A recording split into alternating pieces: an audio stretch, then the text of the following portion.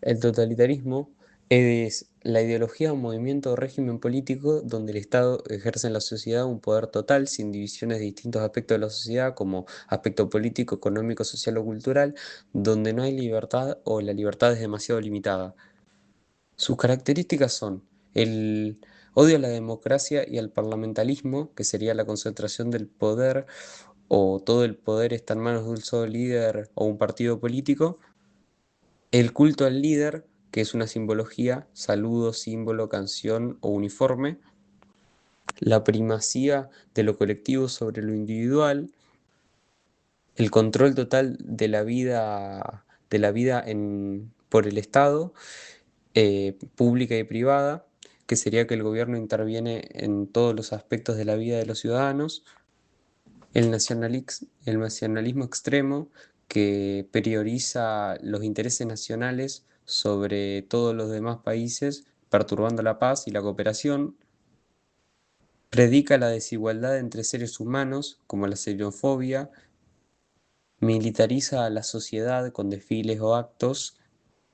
Tiene exaltación del uso de la violencia y la guerra. Captación de las juventudes en encuadramientos.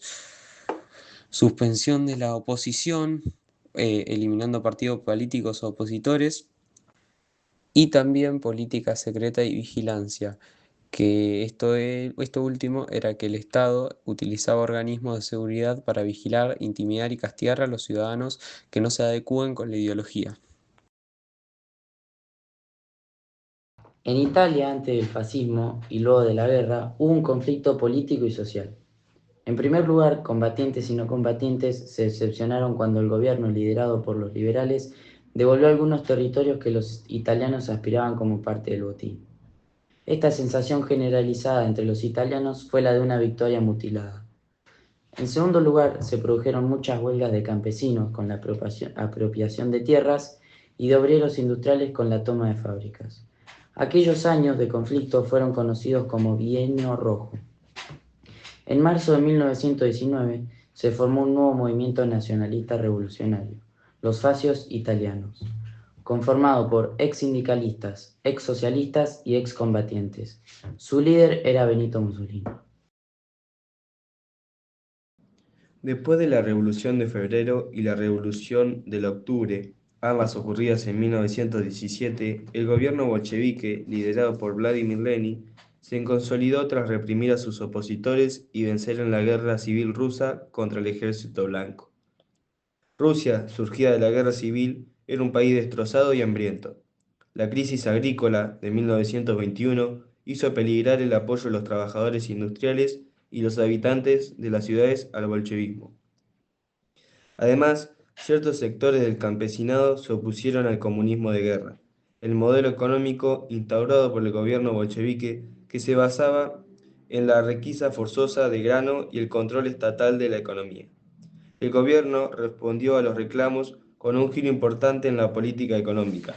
Del comunismo de guerra se pasó a la NEP, Nuevas Política Económica, es decir, la liberación controlada de la economía, que promovió un sistema mixto estatal y privado, favorable al mercado y a la propiedad privada, y permitió la recuperación económica. En 1922, tras la victoria bolchevique, se fundió la Unión de Repúblicas Socialistas Soviéticas, URSS, un nuevo Estado basado en la ideología comunista que perduró hasta 1991 tras desintegrarse en un intento de golpe de Estado contra Gorbachev. Posguerra, el Imperio Alemán se desintegra luego de 47 años de vigencia. Tras esto, una coalición de partidos logró establecer la República de Weimar. Este gobierno enfrentó numerosos problemas, incluida la inflación. Tras el fin de la Primera Guerra Mundial, comenzaron graves reveses a la economía alemana, en parte debido a los pagos de reparación exigidos por el Tratado de Versalles de 1919. El Estado adoptó un sistema de representación proporcional que aseguraba la presencia de los partidos minoritarios en el Parlamento. En 1925, tras salir de su condena, Hitler reorganizó el partido nazi, comenzando a participar en el Parlamento. En 1929, la crisis económica le siguió una política que llevó a la ruptura de Weimar, provocando el aumento de votos dirigido al Partido Comunista y Nacionalsocialista, que había moderado su prédica antisemita. Los fascios italianos comenzaron a formar escuadras y atacaban a grupos socialistas. Este grupo, en 1922, organizó la Marcha sobre Roma, una manifestación que intentaba ser una especie de pronunciamiento y demostración de fuerzas sin llegar a ser un golpe de Estado. Luego de la marcha, el rey nombró como primer ministro a Mussolini y comenzó a ser llamado duce. León Trotsky y Joseph Stalin se enfrentaron por el control del Partido Comunista y del Estado soviético. Trotsky se destacaba como orador, intelectual y organizador, y había conseguido que el Ejército Rojo saliera victorioso en la Guerra Civil Rusa. Stalin era georgiano, y su oratoria en ruso, su segunda lengua, no era especialmente brillante. Sin embargo, siempre había sido fiel a Lenin. En 1922, Stalin fue nombrado secretario general del Partido Comunista de Rusia, cargo que fue convertido por el propio Stalin en el centro del poder en la Unión Soviética. Durante la enfermedad de Lenin, Stalin fue acumulando poder.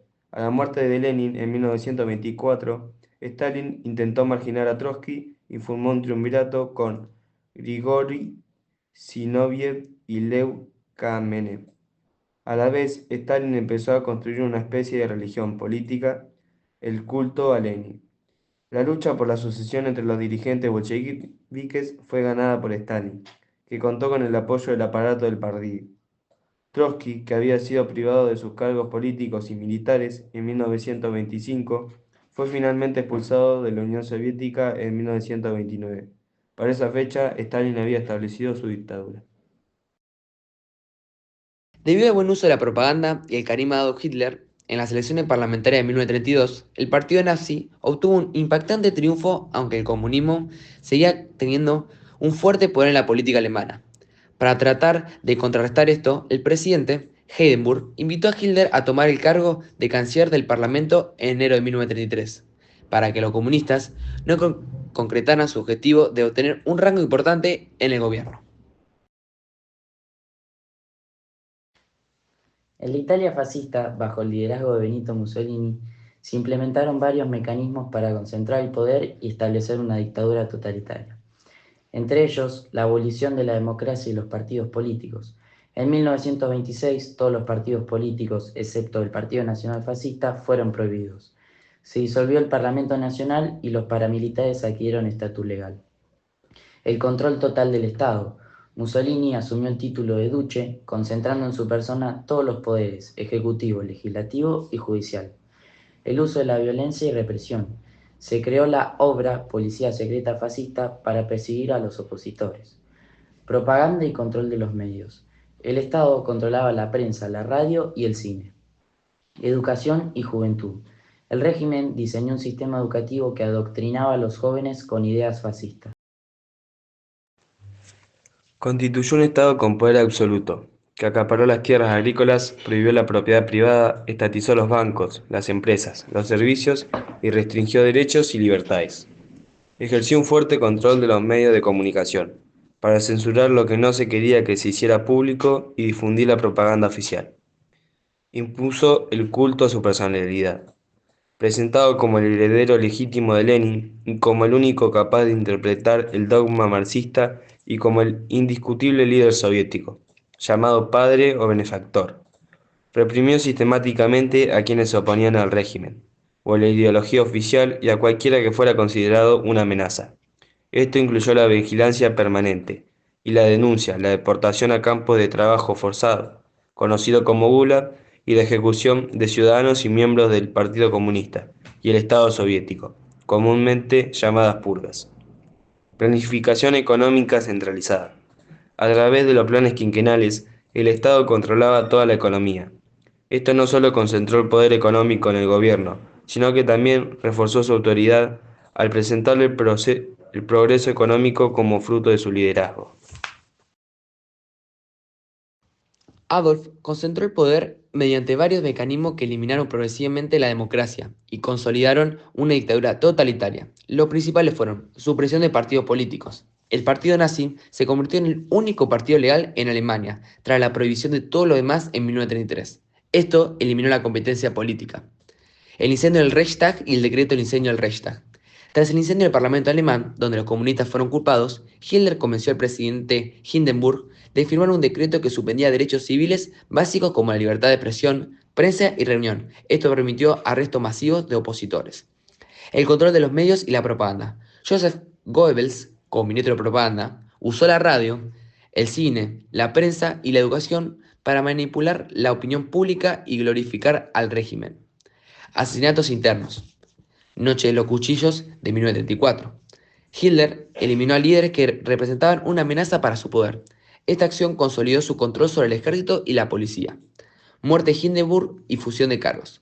Al morir el presidente Paul von Hindenburg en 1934, Hitler fusionó los cargos de presidente y canciller, convirtiéndose en el Führer de Alemania.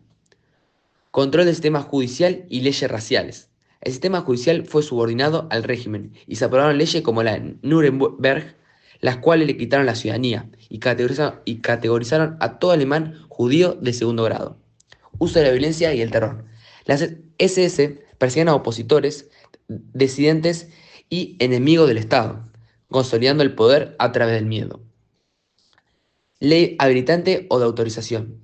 Esta ley dio a Hitler poderes legislativos plenos sin necesidad de pasar por el Parlamento, legalizando la dictadura. En Italia se idolatró mucho a Mussolini cuando fue nombrado duce y comenzó su dictadura. Su imagen estaba en monedas, sellos y otros objetos. Le construyeron estatuas y monumentos y hacían ceremonias en su honor. Una vez solidificada su posición, el dictador elaboró un culto a su personalidad, contra la tradición bolchevique de rechazar los liderazgos personales. Su imagen se reprodujo en estatuas, afiches y postales. La prensa se llenó de alabanzas a su genio, mientras que sus artículos se volvieron lectura obligada y se organizaron frecuentes manifestaciones en su honor. Stalin, comparado con los mayores líderes de la historia, ocupó el lugar de padre de la patria y jefe infalible. Criticarlo se volvió algo riesgoso, por lo que el disenso virtualmente desapareció. Adolf Hitler fue proclamado Führer, o conductor. A él le iba dirigido el juramento sagrado. No tenía limitaciones ni un marco constitucional. Era el único representante del pueblo, y su persona encarnaba la unidad total del pueblo alemán. Todo lo que decía era considerado ley. Era la máxima autoridad judicial y nombraba o destituía a cualquier juez.